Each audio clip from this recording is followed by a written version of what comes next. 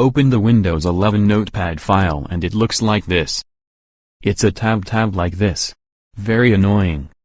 Suppose we are going to open a notepad file. It will add more tabs here, and so on. We don't want to use the old one at all. How is it done? How to remove these tabs? First of all, let us enter here. Go into the gear shape here. Open Notepad and go to the settings gear here, press Enter. When finished, let us look here at opening files.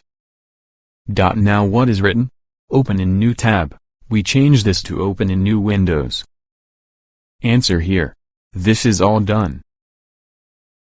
Do I have to press save? No need to press save again and then we close everything. Let's try opening it and see if it will bring up a tab like this for us again.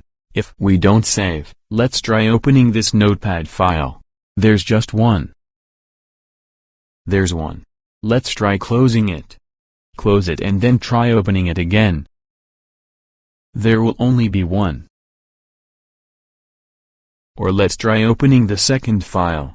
Try double-clicking up. Do you see that there will be a new text document too? We press close and press close for both of them.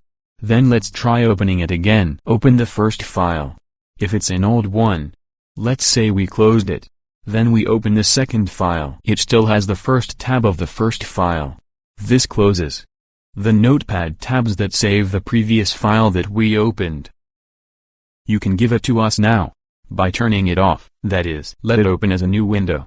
The various tab icons will no longer come up. I would like to end the review of closing tab. That has already been opened for Notepad in Windows 11, but that's all. Hello.